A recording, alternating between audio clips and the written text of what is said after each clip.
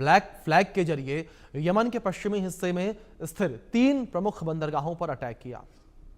Israeli वायुसेना ने हदेदाह, रास ईसा और सैफ पर जोरदार हवाई हमला बोला। आईडीएफ का दावा है कि हूती विद्रोही ईरान से हथियार मंगवाकर इजराइल और उसके सहयोगियों के खिलाफ आतंक की साजिश रच रहे थे और हमले में हूती नियंत्रित पावर स्टेशन को भी निशाना बनाया गया। चलिए इस बीच आगे बढ़ते हैं। एक बड़ी खबर निकलकर सामने आ रही है, उसका रुख कर लेते हैं। जहां यमन पर इजराइल का बहुत बड़ा हमला जो है देखने को मिला है। यमन पर इजराइल का ऑपरेशन ब्लैक फ्लैग जारी है। हूती विद्रोहियों के 60 से ज्यादा ठिकाने तबाह किए गए हैं। इजरायली हमले में हूती के 3 बंदरगाह तबाह किए गए। हमले में लाल सागर में एक शिप भी तबाह हुई है।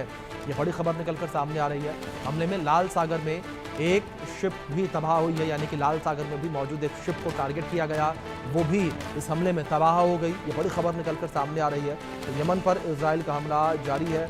इजराइल अपने हमलों को यमन के ऊपर इस वक्त तेज कर रहा है। हूती विद्रोहियों के 60 से ज्यादा ठिकाने तबाह किए गए हैं। तो इजरायली हमले में हूती के 3 बंदरगाह तबाह किए गए। ये बड़ी खबर निकलकर सामने आ रही है। एक शिप लाल सागर में भी तबाह हुआ है इस हमले में।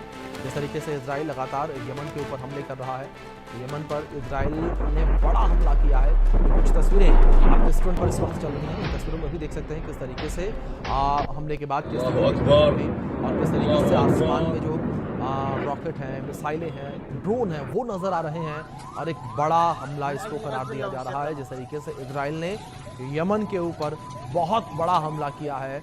ये तस्वीर आपके स्क्रीन पर है।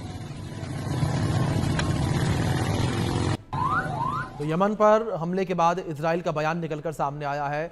इजराइल पर हूती हमलों का जवाब दिया है। इजराइल के दुश्मनों पर हमला जारी रहेगा, ये कहा गया इजराइल के द्वारा। जिस तरीके से यमन के ऊपर इजराइल ने हमला किया है, इस हमले के बाद अब इजराइल का बयान भी सामने आया। इजराइल ने साफ तौर पर यह कह दिया कि जो उसको दुश्मन है, उनके दुश्मनों पर हमला ऐसे ही जारी रहेगा, यानी कि आने वाले समय में यमन के ऊपर इजराइल और भी हमले कर सकता है। ये बड़ी खबर है जो निकलकर सामने आ रही है। इजराइल के दुश्मनों पर हमला जारी रहेगा, ये बड़ी खबर जो इस बीच से निकलकर सामने आ रही है। एक बयान इजराइल का निकलकर सामने आया है। इजराइल ने ये बयान दिया है इस तरीके से यमन के ऊपर इसने हमला किया है।